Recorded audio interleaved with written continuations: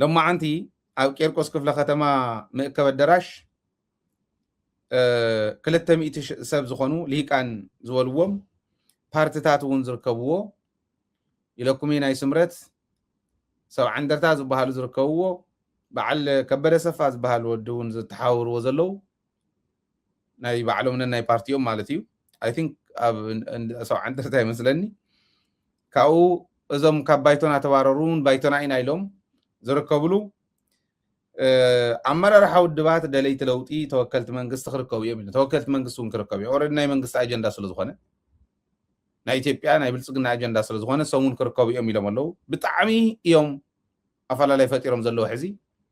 اب ጭንቀት يوم زلو زودو كتحت تغليا ودن ጥሩን زودن تشاريخهم زولعو يمبال جميرهم الله تموش زلو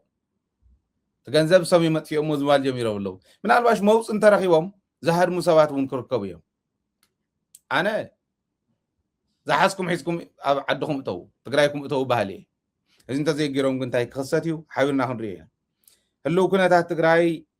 كنا دالين أيلهم يوم ورقة زبطنون عيلهم إذن معدم ورقة بتينهم زلوا حزي زياتهم تبدل نهزبي تقرأي زبدل وزلوا بدل نايبان داتات قداي صباح نقو تحتات النت زختل سلازخونه صباح حبيرنا هنرينا جن بتعم بزقرم كنتات عد زت فزلو امحارات فيو اوروميات فيو ميديا عاصيو يطفئن كم زلو ندار انايو ناب تግራይ ክምሕራ ኢሎም ሓሲቦምስ በዓል ብርሃን በላይ ሰውኡት ኮይኖም በዓል ኬርያ ፖለቲከኛታት ኮይነን በዓል ዜነኡ ኮይነን ፕሮፓጋንዳ ክሰርሓ ከለዋ ኣነ ንፅባሕ ንዓቶም ፀገም ከይኾን እየ ዝመክሮም ዘለኹ እምበር ኣብ ትግራይ ዘምፅዎ ለውጢ የለን ድሕሪ ሕዚ ሓደ ዓንቶ ኣብ ኮመንት ይርኢ ነይረ ኩናት ኣይንደልን ሰላም ኢና እንደሊ እንተመፅኦም ግን ኣብ ጎኒ መንግስትናን ውድብ ህወሓትን ሰራዊት ትግራይን ኮይና ክንመክት ኢና ይብል ተሐቅ እዚኣ በቃ ታናይ ትግራዋይ ማለት እዚኣ ንሕና ሰላም ኢና እንደሊ ኩናት ዝበሃል ኣይንደሊ ኩናት እንተመፅዩ ኣብ ልዕሊ ትግራይ እንተመፅዩ ግን ርእስና ድኒና ንውቃዕ ኣይኮናን ኣይና የቦታትናን አይና ያዴታትና ኦኬ ደቀንስየውና ያዴታትና ይኮነን احنا ደቅ ተባዕትየውና ያቦታትና አይኮነን ተሐቅንሳ እንታይ ግን እዮም ዝውሉ ቶም ባንዳታት አነ እንደውም ካብ ዝዛረቦ ምናልባሽ ናይ ገለገሊኦም ተዘቅርቦም ደስ እንዲ ዝብለኒ ብደንብ ከቅርቦም እውን እንዴ ቅድሚያ ግን ንጃወረስ ክስምዕዎ ሸዋ የአማራ ክልል ሰሜን ሸዋ ኦሮሚያ ሰሜን ሸዋ ወሎ ላይ ሰሞኑን ኢንተርኔት አጥፍቶ ከፍተኛ የአየር ድብደባ እየተካሄደ ያለው ሰላሌ ላይ ምዕራብ ሸዋ ላይ ደቡብ ምዕራብ ሸዋ ላይ በኦሮሚያ ውስጥ ይሄ እየተደረገ ያለው ማለት ነው የላኛውን ጦርነት ከትግራይ ኃይሎችና ከኤርትራ ጋር ጦርነት ከገባው አዲስ አበባ ቅርብ ያሉት አማጽያኖች ጫና እንዳይፈጥሩበት አስቀድሞ የማዳከምና የማቃለል ስራ ነው እያደረገ ያለው ብዙውን በስፋት በዲፕሎማቶች ወገን እየተወራ ያለው ከአፍሪካ ዩኒየን ስብሰባ አይ ቲንክ ከሳምንት በኋላ ያ ከተጠናቀቀ በኋላ ወደ ጦርነት እንገባለን የሚል ነገር ነው እየተናገሩ ያሉት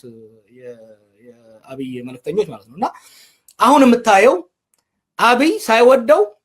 በአዛዦቹና በአሽከርካሪዎቹ የኤሚሬት ሰዎች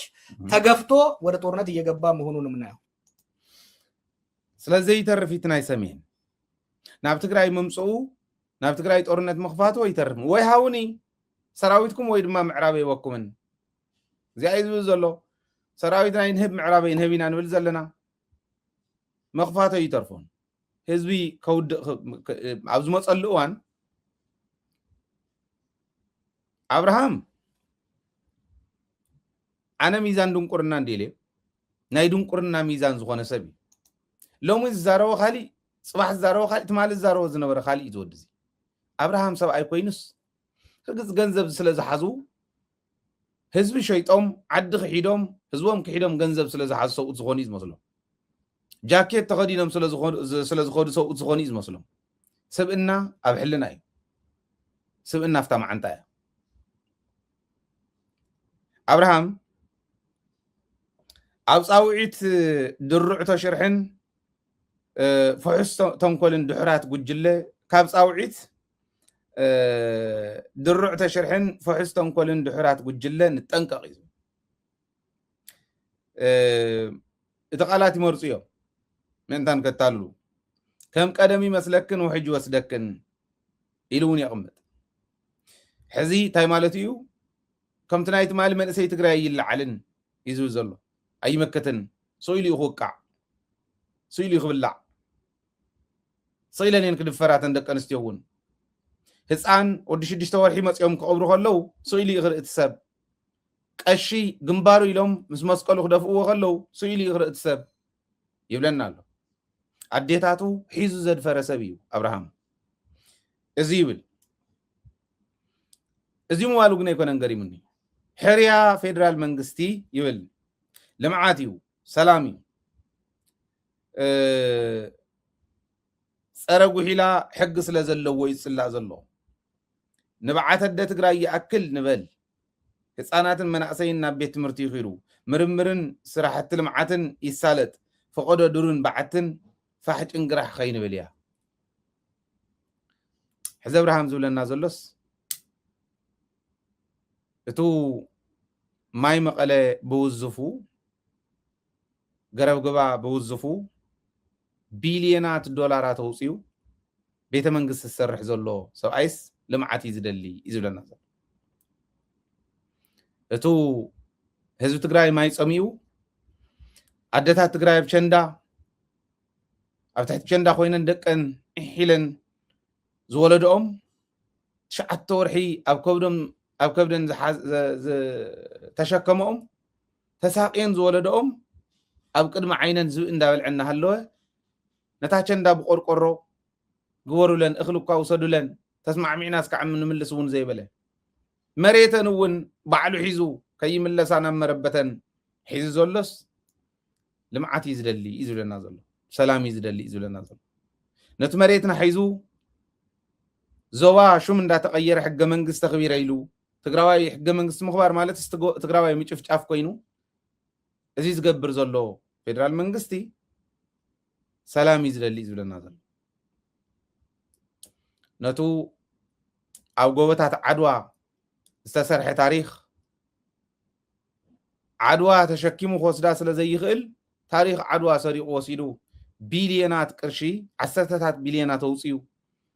00 ዶ ዓድዋ 00 ኢሉ ሙዚየም ሰሪሑ ኣብ አዲስ አበባ ንዓድዋ ከይመፅእ ናይ ትግራይ ቱሪዝም ጠጠው ንኸብል ዝመኮሮ እምበር እኳ ተሓቂ ኣብ መሬት ትግራይ እዩ ዘሎ ዘይሩ ምስራሕና እውን ይተርፈናን እዚ ዝገበረ ልምዓት ትግራይ እዩ ዝደሊ ይብለና ኣሎ አብርሃም ነቱ 10ታት ዓመታት ዝሕለፈ እምኒ ኩርናዕ ካብ ዝነበረሉ ፓን አፍሪካን ዩኒቨርሲቲ ዓድዋ እምኒ ኩርናዕ ኣብኣ ተቐሚጣ ኣብ ዘላትሉ ናይ ዓድዋ ታሪክ ኣልዒሉ ወሲዱ አዲስ አበባ ዘቕመጠ ነዚኣ ትኸውን ገንዘብ ዝሰኣነ ሰብኣይ ልምዓት ይዝደሊ ሰላም ይዝደሊ ዝብለና ዘሎ ኣክሱም ሓወልቲ ወደቀ ኢሉ ህዝቢ እናፀለየ ብፀሎቶ ዝሕድሮ ሓወልቲ ከይፅገን ፋሲለደስ ፀጊኑ ኣብ ትግራይ ኣንበጣ መፂስ ደረት ፈልዩ ኬሚካል ዝነፅግ ኣብ ትግራይ ህፃውንቲ ከይሞትና ማስኪ ኣቁም ነገር ኮይናስ ፈጣሪ እዩ ዝሕሉ እታ ማስኪ እውን ሰሪሖማ እዮም ኣብ ትግራይ ናብኦም ከይመፆም ደረት ፈልዩ ቦርደር ፈልዩ ማስክ ዝዕድል ነዚስ እንታይ ክኾኑ ከለዉ እዮም ከመይ ዝበለ ዕብዳን ከጋጥሞም ከሎ እዮም ከምዚ ዝብሉ እቲ ሕዚ እስካዕዛት ማሊ ድሮናት እንዳሽከርከረ ኣብ ከተማታት ትግራይ ህፃውንቲ እንዳፈራርሕ ዝሓድር እናተኮሰ መሳኪን ሸፊርና ክንበልዕ ኢና ሸፊርና ክንነብር ኢና ዝብሉ ተጋሩ ጭፍጭፍ ዘሎ ነቱ ባናና ነጊድና በርበረ ነጊድና ክንበልዕ ኢሎም ዝኸዱ ተጋሩ በብመንገዱ ዘጥፍኣሎም ዝድምሰሎም መሬትና ክንሕዝ ተበልና እውን ተኹስ ዝኸፍተልና ሰላም ይዝደሊ ይብለና እዚኦም ተሸጥዮም ስለንሶም ክዛረብ ደሊ ይኮነን ዘታልልዎ መንእሰይ እውን ኣሎ ኢለ ኣሚነ ይኮነን መንእሰይ ትግራይ ሪኢኹሞም እኮ ሕዚ ካብ ጸለምቲ ዝመፁ ካብ ዓፋር ዝመፁ ካብ ሰቆጣ ዝመፁ ሓለፍቲ እዮም በዓል ዓብለሎም እዮም ኣትዮም ዘለዉ ብጸለምቲ ወታደራዊ ኣዛዝ ዝነበረ ናይ ጸለምቲ እዩ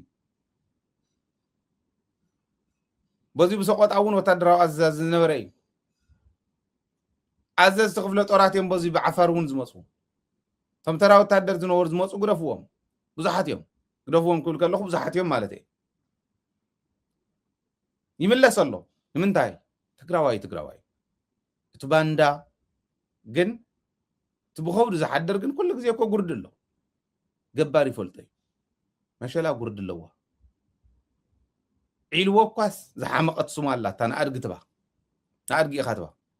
ዒልዎ ንባዕላ ታጫጭፍካ ተውፃእ ጉርዲ ብዙሕ የብላ እንትብላ ዝሓመቐ ስሟ ንኣድጊ ኢኻ ትቦ እዚ ንእድጉ ይኹን ኢኻ ትብሎ መሸላ እውን ከምኡ ወቂጥካ እውን ብመጉእ ወቂጥካ ሰዝሪኻ ዘይፀሪ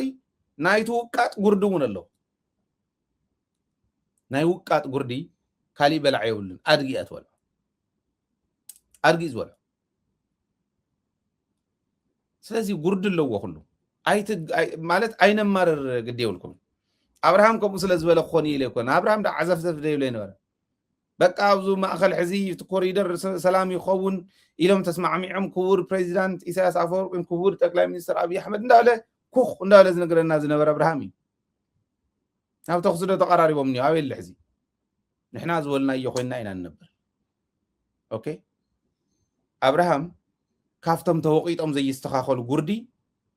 ሓደ እዩ ቶም ካልኦቱም ከም እዮም ኬርያ ኣዋጅ እቶእቶ ይተኣወጅ ድያ ዝበለ ግርኮ እዩ ናይ ኬርያ ማለት ተመችዋ ዲ ነይሩ ንሕና እኮ ክፋእ በፂሕዋ ኢልና ኢና ተኣሲራ ጥራሕተ ይኮነስ ባጫ በዲልዋ ሸዊድዋ ሓቂ እንዲ ባጫ በዲልዋ ኣብኣ ዘውፅሖ ግፍዒ ትክክል ኣይኮነን ተመችዋ ዲኒ ንሕና ኮይና ሓሚምና ከክንዳ ንሳ ተመችዋ ምስ ባጫ ክትዕንድር ሕዚ ምስ ባጫ ኮይና ሰብ ልዕሊ ትግራይ ክትዕንድር ኣዋጅ እቶእቶ ክእወጅ ኣብ ትግራይ ፖለቲከኛ ኮይና ንሳስ ኣዋጅ እቶእቶ ኣብ ትግራይ መን ክእውጅ መንግስቲ ኣለዎ እኮ መንግስቲ ዘለዎ ዓዲ ክልቲኦም መንግስታት እዮም ናይ ክልል ናይ ፌደራል መንግስቲ እዮም ዝበሃሉ ኦኬ ብለይ እንተተባሂል መንግስትኻ ምምላስ እዩ ስሩዕ መንግስቲ ምምላስ ሙሉእ ምግባርነት መንግስቲ ከም ዘለው ካቢኔ እውን ምቕፃል ከምኡ ኢሎም ክቕፅሉ ምግባር ፀገም የለኖ ኣዋጅ እቶእቶ ዝእወጅ መንግስቲ ትግራይ ዝእውጆ ኬርያ እስካዕ ሎሞ የንበበቶን ኣዋጅ እቶእቶ ዝእወጅ ኣብ ትግራይ መንግስቲ ትግራይ ዝእውጆ ፌደራል መንግስቲ ከኣቱ እንተሃልይዎ እውን ብፍቃድ መንግስቲ ትግራይ ዝኣቱ ሕገ መንግስቲ ተንብቢ ስእልካ ተረፊዕካ ብህልኽ ጥራሕ ፖለቲካ ብህልኽ መሲልዎን ከምኡ ይብላ ሓደ ኣቦ ዓንተ ወደው ኢሎምለይ ኣቦኦም ይትረፈኒ ኣቶ ገብረ ኢየሱስ እዮም ዝበሃሉ ተዘይተሳሒተ መልእኽቲ ሕልፈለይ ስልክ እንዳተቆራረፀኒ ኢሎም ኬርያ ሰብ ኮይናስ ኣዋጅ እቶእቶ ኣብ ትግራይ ይተኣወጅ ክትብል ከላ ገሪሙኒ ዝወደ ኢሎም እሞ ኣብቱ ዘይፈልጡ ክኸይድ ክያኸም እበሊ እዮም ኢሎማ ስለቶም ዘይፈልጥዎ ዓዲ ኣብ ኦሮምያ ግዜ እቶእቶ ይተኣወጅ ትበል ኣብ ካሊእ ከባቢ ከምዚ ይተኣወጅ ትበል ኣብቶም ዘይፈልጥዋ ኣብ ልዕሊ ህዝቢ ትግራይ ግን ከምኡ ክትብል ኣይትኽእልን ከመይ ከም ዝመፀት ናብቲ ስልጣን ከመይ ከም ዝመፀት ናብቱ ዘላቶ ደረጃ ስለንፈልጣስ ኣብ ዘይፈልጡ ክንደኹም እበለን ትጓለ ኢሎማ ከምኡ በለለ ኢሎምን ኣሎ ኣብፅሐልክ ኣለኹ እዚ ገጢሙናኒ ትማሊ እንታይ ትብል ነይራ ፌደራል መንግስትስ እንታይ ኮይኑኒ ኢላ ብሔረሰቦች እኩልነት ያረጋገጠ ህገ መንግስት ለማካድ ህሊናዬ ስለማይፈቅድልኝ የመላ የሀገራችን የብሔር ብሔረሰቦች ህዝቦች ህገ መንግስት ቃል ኪዳን የሆነው የማክበርና የማስከበር በመሐላ ደረጃ የተቀበልኩት የአፈ ጉባኤነት ኃላፊነቴም ህገ መንግስቱን የመጣስና እንዲሁም አምባገነናዊ መንግስት የመመስረት ተባባሪ ለመሆንና ለማስፈጸምም ስለማልችል ለፌዴሬሽኑ ባለኝ ታማኝነት እንደ ፌዴሬሽን ምክር ቤት አፈ ጉባኤነቴ በህገ መንግስቱ አንቀጽ 13 እና አንቀጽ 9 መሰረት ህገ መንግስቱ የማስፈጸም የማክበርና የማስከበር እንዲሁም ተገዢ የመሆን ዜግነታዊ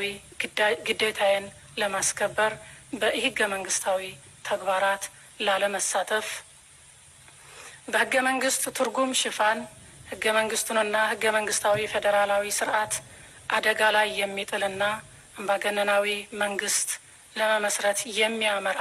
ህገ መንግስታዊ ትርጉም ውሳኔ ለመስጠት በአፈ ጉባኤነቴ ለመምራትና ለማስወሰን ህሊናዬ ስለማይፈቅድልኝ በዚህ ታሪካዊ ስህተትና የፖለቲካ ሴራ ለመተባበርና ለማስፈጸም አልችልም። እዚ ዝበለቶ ቅድሚ ኩናት እዩ ናይ አፈ ጉባኤነት ክትለቀቕ ከላ እታ ኩናት ዳኣ እንታይ የምፀት ክወሩና ስለ ዝኾኑ ኣምባገነን ስለ ዝኾኑ ኣምባገነን ኮይኖም ክንደቕሰኩም ምስ በሉና ተዋጊእና ስዒርና ጭሮኦም ደጉሎም ክወፁ ጌርና ብኮሌቶኦም ተሓኒቆም ተጎቲቶም ፕሪቶርያ ንክኣቱ ጌርና ኣብዚ በፂሕና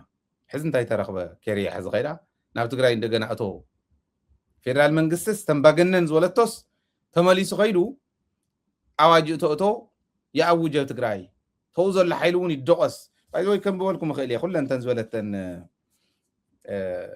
ኬርያ ብግልፂ ኣብ ጎኒ ፌደራል ኣለኹ እያ ኢላ ኣብ ጎኒ ፌደራል ኣለኹ ምስ ጋዜጣ ፕረስ እያ እዚኦ ቀሪባቶ ኣብ ጎኒ ፌደራል ኣለኹ ኣዋጅ እቶ ትግራይ ክእወጅ ኣለዎ ህዝቢ ትግራይ ምስ ኣንጻር ሃገሩ ኮይኑ ንሃገሩ ዝወግእ ታሪክ የብሉን እዚ ምስ ኤርትራ ኮንኩም ክትወግኢኹም እያ ተብ ዘላ ክንወግኢና ኣይበልና ሰላም ኢና እንደሊ ኢና ንበለና ብስርዓት ኣልባ ስርዓት ኣልበኝነት ዝፍለጥ ውድብ እዩ ዝመርሖ ዘሎ ህዝቢ እውን ብስርዓት ኣልባነት እዩ ተሸሚሙ ዘሎ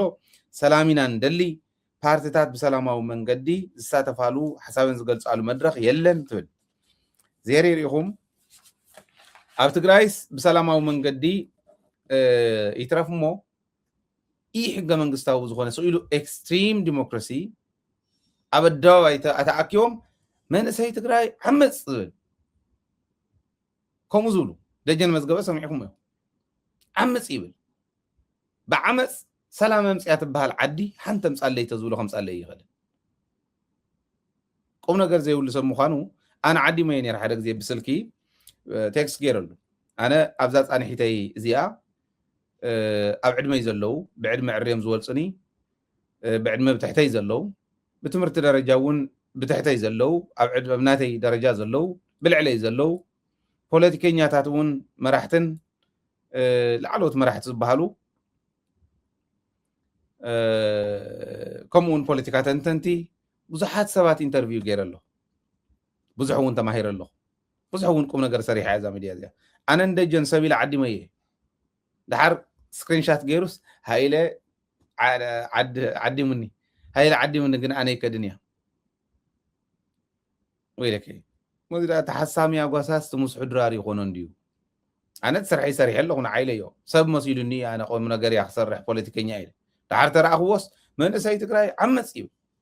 እንተኸደ ዝኾነ ነገር ይዛረበ ሰሚዕኻ እንተተባሃለ ባጃጅ ከምዚ እንዳበልካ እናተዛረብካ ሰራዊት እናፀረፉ እናዋረዱ መራሕቲ እናዋረዱ ዝውዕሉ ቁም ነገረይ ንሰርሐን ኢሎም ናይ ጨኒቑና እምበር ፖለቲካዊ ሓሳቦም ክገልፁ መድረክ ተኸልከለ ፓርቲ የለን ኣብ ትግራይ ሓሳብ ሃልይዎስ ዝገልፀሉ መድረክ ሲኢነ ዝብል የለን ሕልፊ ዲሞክራሲ እዩ ዘሎ ብኡ ደረጃ ሕልፊ ካብ ትግራይ ካብ ንፅበዮ ንላዕሊ ዓመፅ ዝሰብኩ እንተይተረፈ ከፍ ኢሎም እኒአው ትግራይ ትትብሎ ዘላስ ክሕሶ ከሎ ዕቅን ነቢልካ እዩ ምናልባሽ ከለቅሎም ከለው ልክዕ ከምዙ ዝመርቀነ ሰብ መርቂኖም ክዛረቡ ድዮም ከምኡ ዝብሉ ዘለው ግን ይገርመኒ ኤኒወይ ንሳ ጥራሕ ኣይኮነትን ተባረሩ ሓደ ካብ ባይቶና ዘባረርዎ ወዲ ካብ ባይቶና ዘባረርዎ ወዲ ኣሎ ባይቶና እንዳበለ ኣዲስ ኣበባ ኮይኑ ባይቶና እንዳበለ እዩ ዝቐርብ ናብ መድረኻት ይሪኦ ግን ካብ ባይቶና ተባሪሩ እዩ ደብዳቤ እውን በፂሕና እዩ ሕቶ ትግራይ ክንምልስ ከም ዘለና ኩልና ክንተኣማመን ክንክእል ኣለና ካብዚ ወፃኢ ኣይኮነን ሰብ ትግራይ እንስሳ ትግራይ እውን ተኾነ ምእንቲ ሻዕብያ ዋጋ ክኸፍል የብሉን ሻዕብያ እቲ ዝኸፍአ ፀላኢ ህዝቢ ትግራይ እዩ ን50 ዓመት ህዝቢ ትግራይ እናብረሰ ህዝቢ ትግራይ እናጥመየ ህዝቢ ትግራይ እናሰደተ ዝነበረ ኣረመኔ ስርዓት እዩ እዚ ዘይፈልጥ ትግራዋይ ከዓ የለን እዚ ዘይፈልጥ ትግራዋይ ስለ ዘየለ ምዝራብ ኣየድልን ስለዚ ተብ ትግራይ ዝግበር ዘሎ ጦርነት ናይ ሻዕብያ ጦርነት ምዃኑ ተረዲና ዝኾነ ይኹን ሰብ ምስቲ ህዝቢ ዘሎ ናይ ጦርነት ሓይሊ ክስለፍ የብሉን እንታይ ደኣ እዞም ሰባት እዚኦም ብሕጊ ኣግባብ ተትሒዞም ናብ ሕጊ ዝቐርብሉ ኣግባብ ክህሉ ክእል ኣሎ እኒደብረፅዮን እኒሞንጆሪኖ እኒወድን በይተይ እኒምግበይ ካልኦት እዞም ኣብ ትግራይ ጦርነት ናይ ሻዕብያ ጦርነት ዝውልዕ ዘሎ ኣካላት ናብ ሕጊ ቀርቡ ክእሉ ኣለዎም ካብ ወፃኢ መንእሰይ ምዚኦም ክፅጋዕ የብሉን ምዚኦም ተተፀጊዑ ኣደዳ ድሮን ኣደዳ ሞት ስለ ዝኾን ካብዚኦም ክርሕቅ ክኽእል ኣሎ ካብዚኦም ክርሕቅ እምቢ ክብል ክኽእል ኣሎ ውዕሊ ፕሪቶርያ ክኽበር ክሰርሕ ክእል ኣሎ ናይ ትግራይ ፖለቲካ ሂወት ክዘርእ ኣብ ፖለቲካ ዓቕሚ ዘለዎ ውዕል ፕሪቶርያ ክኽበር ክሰርሕ ክእል ኣለዎ ኢሉ እውነት መንእሰይ ሕና መንእሰይ ትግራይ እኮ ለሚኑ ውዕል ፕሪቶርያ እንደኽብሩልና ኢሉ ሕዚ እውን ይልምን እዩ ዘሎ ውዕል ፕሪቶርያ ዘኽበር ፌደራል መንግስቲ ተብኡ ዝኒሄዎ ሕዚ ሓደ ግዜ ኣብዘይ ዓቕሞም ተመጣጢሮም ክዛረቡ ከለዉ ገለገለ ሰባት ይገርመኒ ምስኦም ተተፀጊዕኹምስ ብድሮን ክትውቅዕኹም ክብል ከሎ ኣብዪ ኣሕመድ ድሮን ከወቅዕ ብትግራይ እዩ ዝብለና ዘሎ ናይ ሻዕብያ ጦርነት ናይ ሻዕብያ ተኣዛዚ ኮይኑ ጦርነት ዝኸፈተ ሰብ ኣለድ ምስ ሻዕብያ እማ የዝልቐልና ጥራሕ ትዝኒየ ሰላም የዝልቆ ጥራሕ እየ ዝብላነ ብርግፅ ስኢሉ እንታይ እዩ ከምዚ ሓደ ግዜ ዝብሉ ኣነ ዝሄር ይፈልጥ ኢሎም ጫካ ዝደቀሰስ ዝሄር ዝፈለጠሉ ዝብኢ ይበልዖ ዝሄር ዝፈለጠሉ ኣራዊት ይበልዖ ከም ዝበሃል ዝሄር ይፈልጥ ኢልና ይንኸድን ኣብ ዓርሰ ምርኮሳ ኣሚንና ታፅምዶ ንቕፅላ ምስ ሻዕብያ እማ ሰላም ክነምፅእ በል ንብል ኣለና እታ ተጀሚራኒ ፅምዶ ይቕፅላ እየ ዝብላ ህዝቢ ኤርትራ እውን ክጥቀም ህዝቢ ትግራይ እውን ክጥቀም ክልቴና ክንጥቀም እንተኮይንና ፀላእትና እውን ከይደፍሩና እንተኮይኖም ትፅምዶ ነስፋሕ እዩ ንእመኖ መራሕቲ እውን ህዝቢ ክኣምን ከሎ ንዓኹም ርእዩ ንሕና እውን ትካላት ንመርሕ ህዝቢ ንመርሕ ዘለና መዓልታውን ህዝቢ ኣብዴት እንገብር ከማይ ዝበለ ከምቲ ካሊእ ዝበለ ሚድያ ዘሎ ሰብ ነቲ ህዝቢ ተሓቂ እንዳነገረ ስጋኣት እንተሃልዩ እውን ክስተኻኸል እንዳሓተተን መራሕቲ ክመርሑ ኣለዎ ቀሊል ኣይኮነን ንሱ ኢና ንገብር ዘለና ሸኽሚ ምዃኑ ይርዳእኒ እንተነኣሰ ግን ብዓይነይ እንዳረኣኽዋ 1000 ኪሎ ሜትር ድዋዕ ኣቢልና እያ ኢና ምንም ኣይትጠራጠሩ 1000 ኪሎ ሜትር ድዋዕ ኢሉ ትኽክል እዩ ኣብ ኤርትራ ገጽ ዓብዒቡ ዝነበረ ተሓሳስባ ኣሎ ብትግራይ ገጽ ዓብዒቡ ዝነበረ ተሓሳስባ ኣሎ በቃ ሕዚ ኤርትራ ምንም ዘይገበርናዮም በቃ ወያነ እንዲኹም ንስኹም ዳ ወያነ ዳ ሞ ትግራይ ወያነ ይብል ወያነ መድሓኒት ኮይኑካ ፀኒሑ ዋርድያ ኮይኑካ ፀኒሑ ሕዚ እውን ወያነ ዋርድያ ኮይኑልካ ዘሎ እዚ ኢና ክነፅርዮ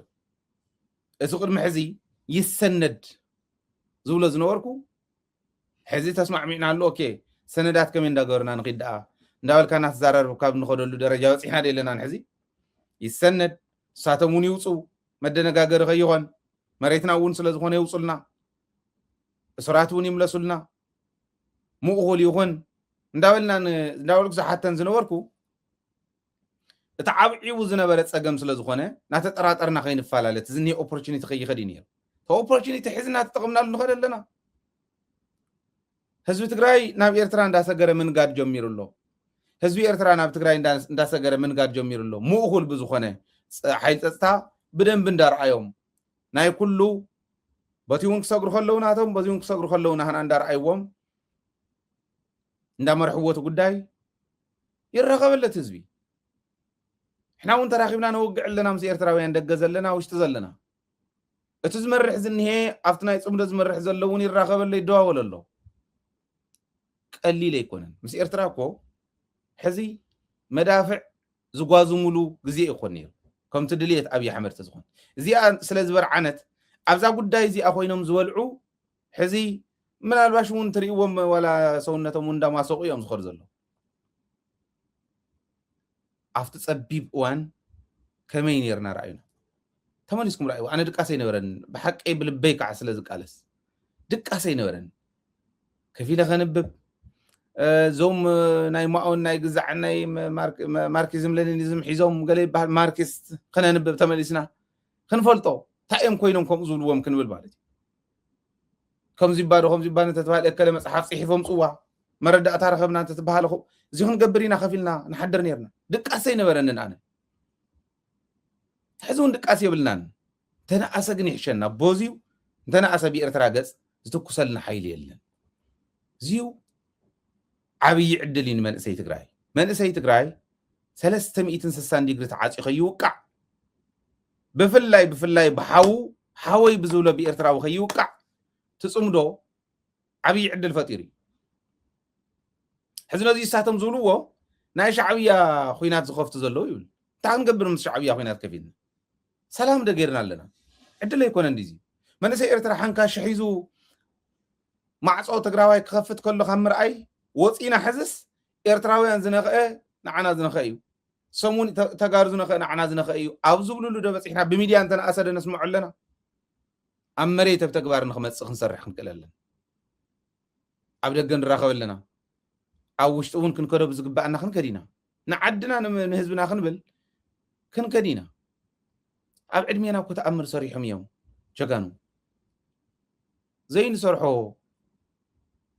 ዘይንፈትሖ ጉዳይ የለን ብኦም ወገን እውን ልባዊ በዚ ወገን በኣና ወገን እውን ልባዊ እስካዕ ዝኾነ ዘይፍታሕ ነገር የለን ናይ ኤርትራ ዝበሃል ኩናት ኣይከፈትና ውዕል ፕሪቶሪያ ይልምን ዘሎ መንእሰይ ትግራይ ሕዚ እሱ ኣዲስ ኣበባ እኒሄ ምንም ኣይኮነን መንእሰይ ትግራይ ዝሪኦ ዘሎ ሕዚ ግን ውዕል ፕሪቶሪያ ብዘይምኽባሩ ዝብኢ ክብላዕ ህፃን ካብዚ ኣውድቆ እናተባሃለ ድድሕሪ ዝብኢ ክጎይ ኣደ ትግራይ መዳበርያ ክትሰፊ ቸንዳ መደቀሲታ እዚ ኮይ ዝርኢ ዘሎት መንእሰይ ኣይሪኦን ዘሎ ንሱ እዩ ዝሕመና ዘሎ ሕዚ በቃ በዓል ደብረፅዮን ናብ ዘለውውን ተቐሪብኩም ብድሮን ክትውቅዕ ኢኹም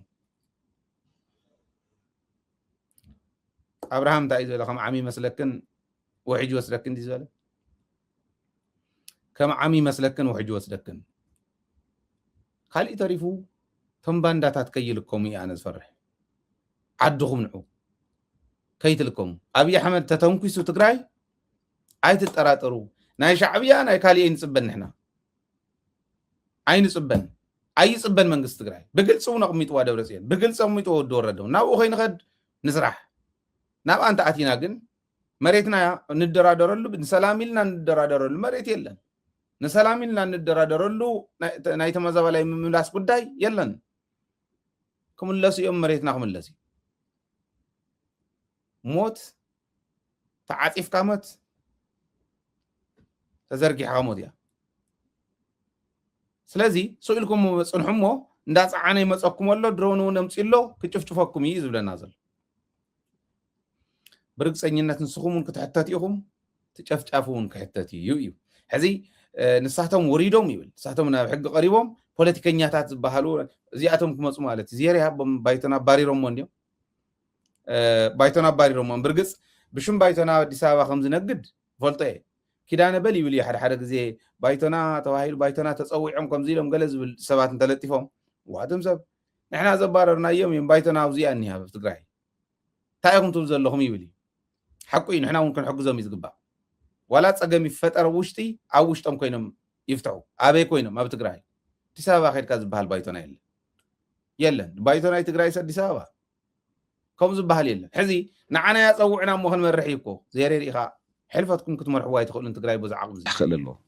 ناي تقراي بوليتيكا هيوت كزر ا بوليتيكا عقم زلوم سبات نفط بوليتيكا اتيوم وعلى بريتوريا كخبر خغورو دا اخغبر لومبر مستم مريت تقراي زورورو حيلتات مستوى منسي تقراي زجفجف حيلتات كوينكا زملس مريت تقراي يلن زملس تاريخ تقراي يلن زملس مستوى تقراي زجفجف طرحتي كونس زجفجفون كوينو او خفيل بتقرم كفيل كوي او اقرم كفيلوس مستوى زجفجفون كوينوس مس زجفجف كونكا اي ملس مريت تقراي يبلنا كاو عبوزي بريتوريا لكم مملسو يبلنا مسمن كويننا مستوى زجفجفو مستوم زجفجفو حزون كبل عناز دليو بايزوي زي احزو مش شعبيا بديلنا يتخكل اي كحد نايت مال تاريخ سلا زغونه حزي سلام دا فترنا نخد لنا عنتو يزول كوي شعبية تنايت مالي أزلاتنا حزي سلام فترنا لنا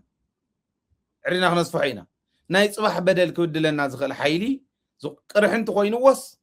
زغونه بيز هالليو وي ترند زتسرح نجر هالليوس صباحو نزيا خد لنا أي تواهيل السرح كالكوليشن يولون شعبية بإرترا وجن إرتراويان بوليتيكا وفلالايو كالي تاريخ وفلالاي يلا شمونت جزي جنوسايد زبص حالكا حزون كبل عكا إزبل نصبحون يحدرك كان زرقا خطفا أكا إزبل مساخا خفيلو أو تحقيف كاس نتحنتي زحلف التاريخ حيزنا نعا خنص الأخنل أو وداديركا كاب حماقون كو وداديركا إزوسد كاب حماقون أو وداديركا إزوسد زي أتوم يمتم حمام مشالا هو كل أنا ود جباري مشالا عيدر الله عيدر مشالا عايز مثل كل عيد فوليون جبار وحلو الجبار تخوين يجني فولي وحل السعنة قدنا يخوين زلنا يتقرأي بوليتيكا وحل سينمبر هم عيدر قديم كايز في الله عيدر حانتك زي انت هو إلى مفرن تفريع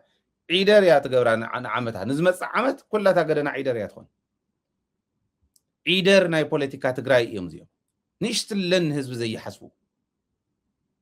نشتلن على سامورا بلوهم على صادقان بلوهم على جيتاچو بلوهم على ابراهام بلو على كيريا على كومزي زولو جاتهم سكا خرام حشيم غنايم سلطانون يبلهم سلطان توهاو ازي يقولوا خلو عيدرات يمزيو رغد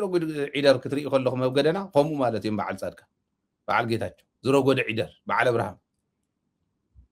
سلطان حيزم يالو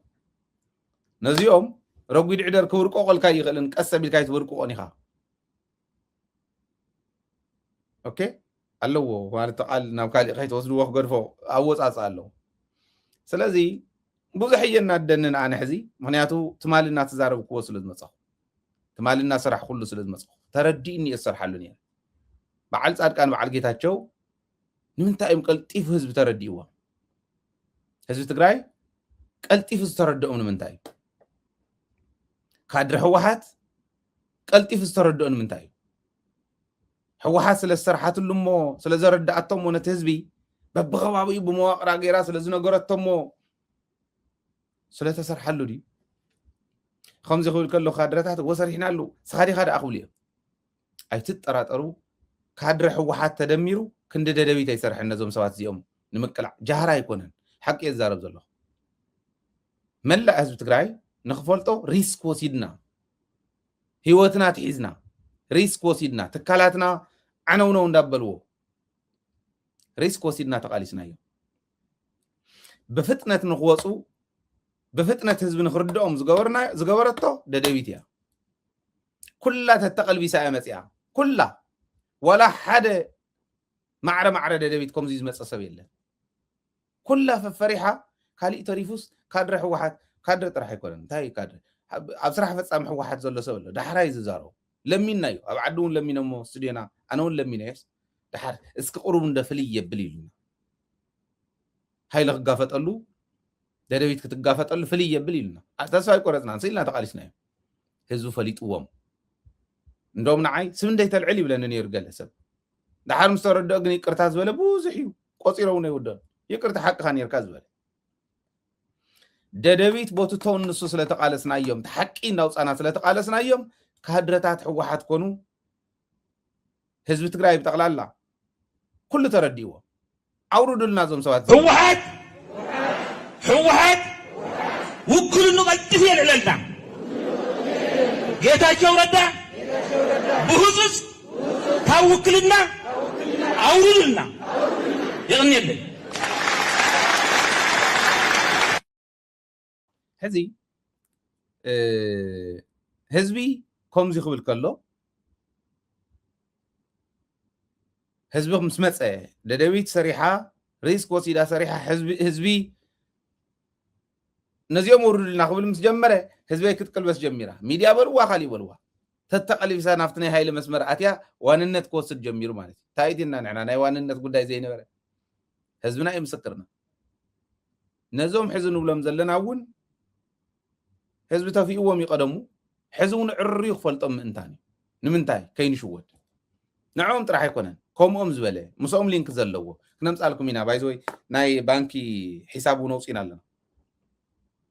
ناي بانكي حساب توم زخفلوهم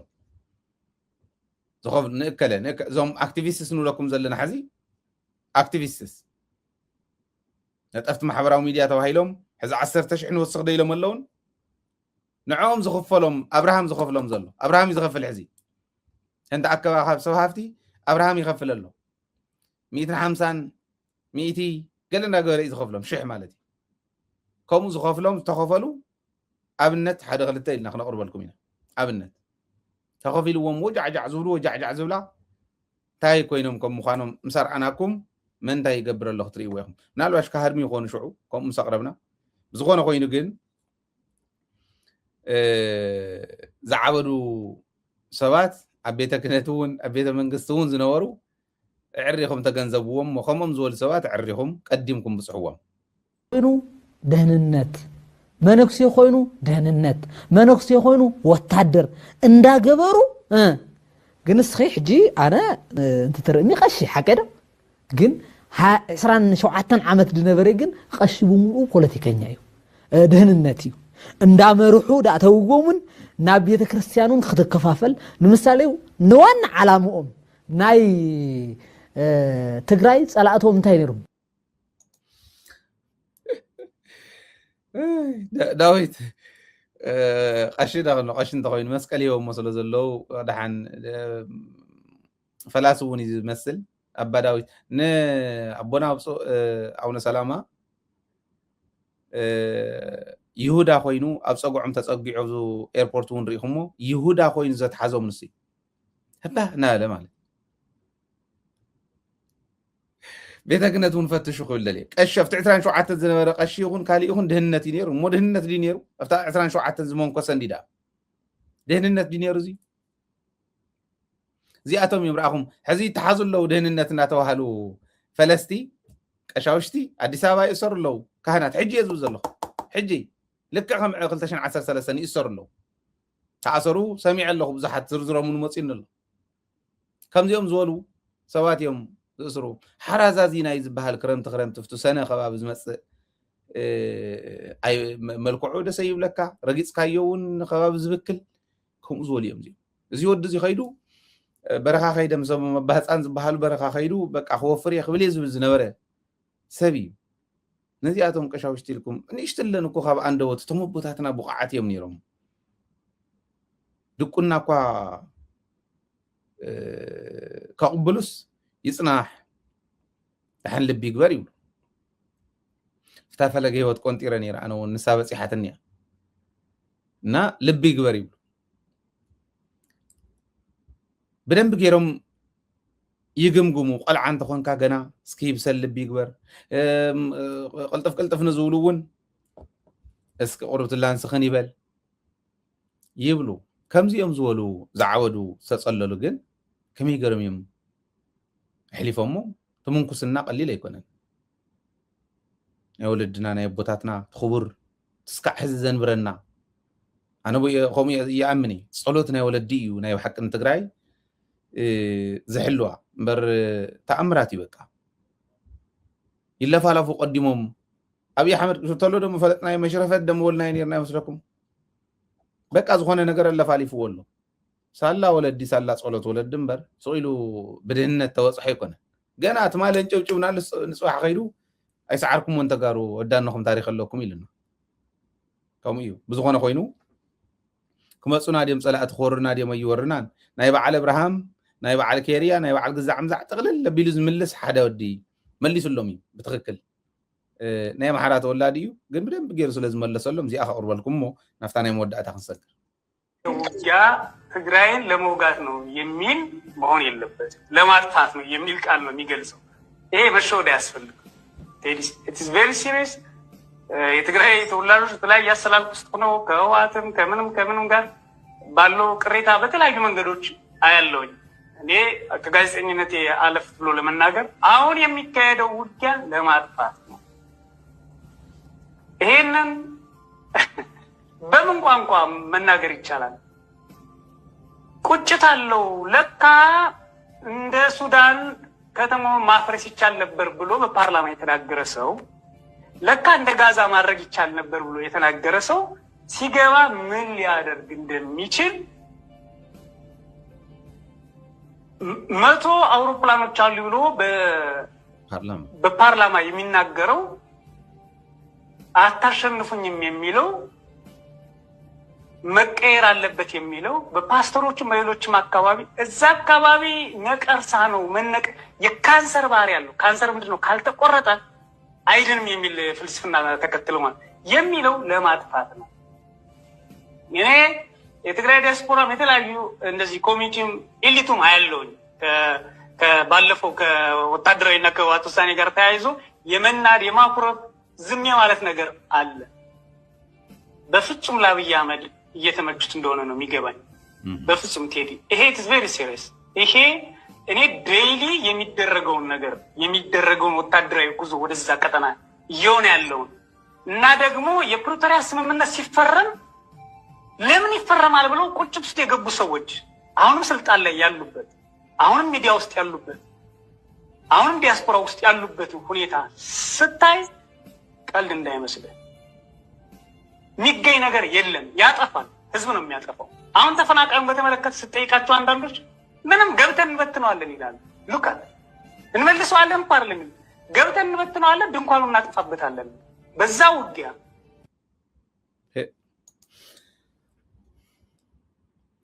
ስለዚህ አብርሃም ዲ ትግራዋይ ዝወዲ እዚ ትግራዋይ ሕሰብዎ ከምዚኦም ዝብሉ ዘለው ዘሕዝን እዩ። ትግራዋይ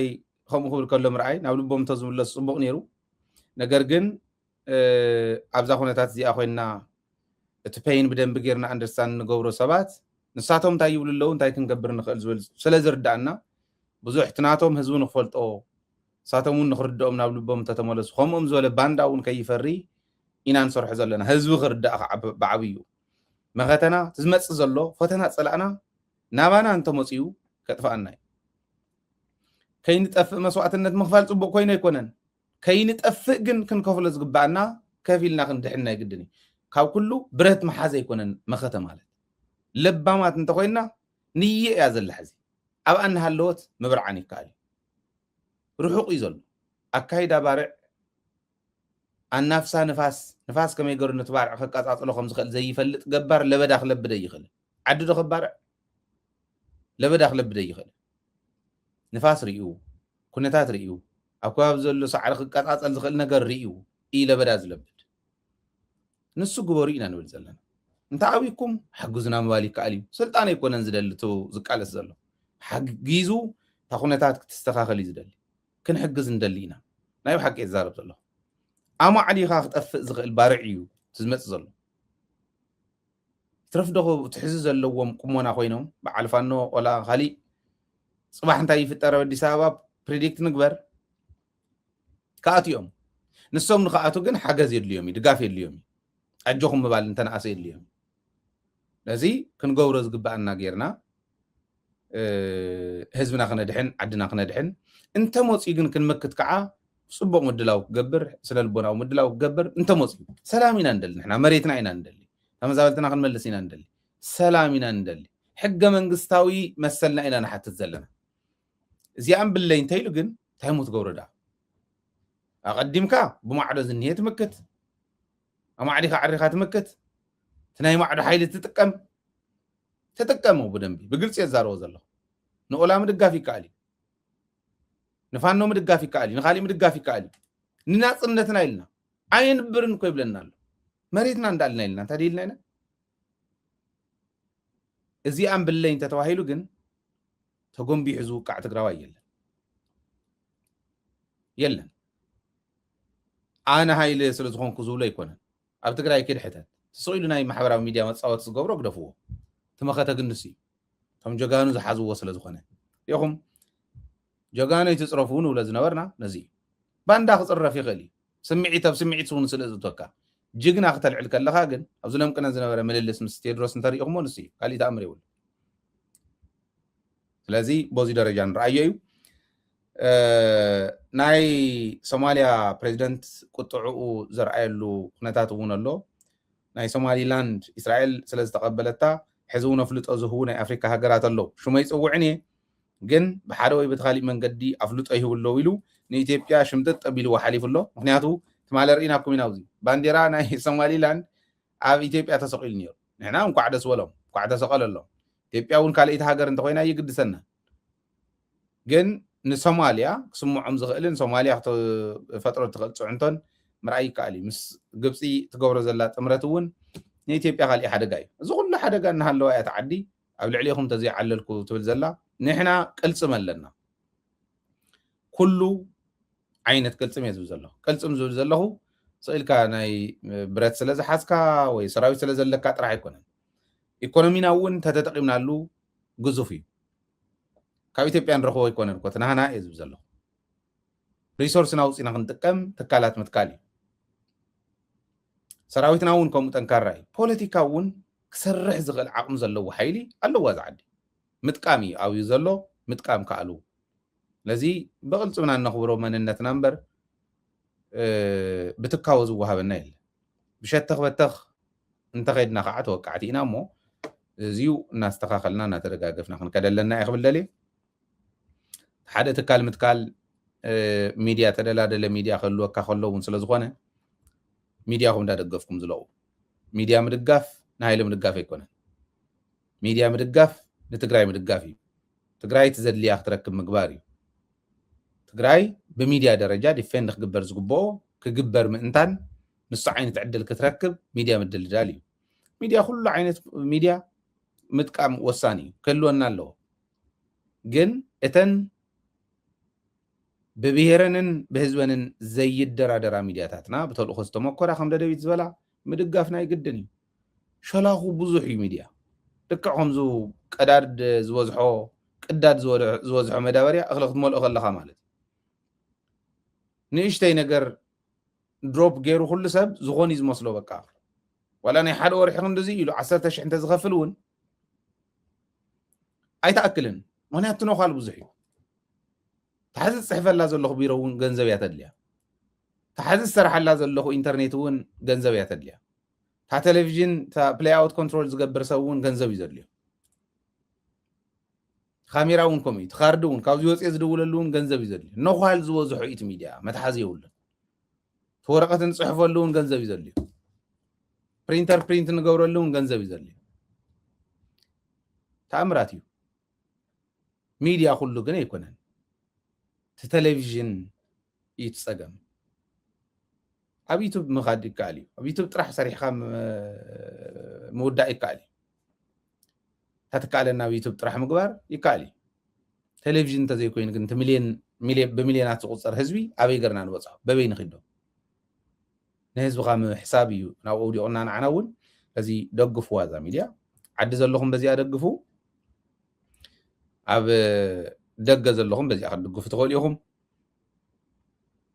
ኣብ ደገ ዘለኹም ኣብ ታሕቲ ጎፈንም ኣለኩም ፔይፓል ኣለኩም ደግፉና ኣባላት ኩኑ ዜልን ፔኣይድን እኒአኩም ኣሜሪካውያን ኩሉ ግዜ ብዝደወለ ቁፅሪ ዜልን ድዜ ይብልከን ምክንያት ናይ ስኬፕ ጎት ምድላይ ማለት መስኮት መሽለኹ ምድላይ እዩ ነይሩ ዌር ኣር ዩ ናው ኣውስትራልያውያን እውን ኣብዚኣ እኒኣ ታ ፔኣይዲ እኒአኩም ዜል ኣይዲ እኒአኩም ምሕጋዝ እዩ ሕና ፈንድሬዝ እውን ክንገብር ንደሊ ኢና ወየት ናይ ህዝብና ጉዳይ እናተሓሳሰበና እንተዘይኮይኑ ዝኾነ ነገር ክንሓስብ ከለና ዝኾነ ነገር ይኽወን እንዳኾነ እንዳነውሐ እንተዘይኮይኑ ሓደ ሰብ ተሸኪሙ ከቢድ እዩ ሰብ ብዙሕ ክብል ይኽእል እዩ ብዙሕ ክዛረብ ይኽእል እዩ ሃይል ኣለኹ ኣብዚዩ ኣካውንት ናይ ደደቢት ኣለዉ እዚዩ ኦዲት ምግባር ይከኣል እዩ ካብ ምሕሳው ለዚ ሚድያኩም እንዳደገፍኩም ህዝብና እንዳንቃሕና ፀረና ክመፅእ ከሎ ብደንቢ ጌርና እንዳመለስና ንዓና ዝጠቅም ክመፅእ ከሎ እውን ብደንቢ ጌርና ብሚድያና ንኩሉ እንዳባፅሕና ሚድያ ድልዱል ሚድያ ከልወና ናይ ግድን ይኸውን ዝብል ከቕምጥ ደልየ ኣብ ዘለኹም ሰላም ይኹነልኩም ሕዚ እውን ሰላምን ዓወትን ምስቱ ጅግና ህዝብና ክኾን ናይ ኩሉ ግዜ ትምኒትናን ስራሕናን ኢኹም ኩሉ ግዜ እንብሎ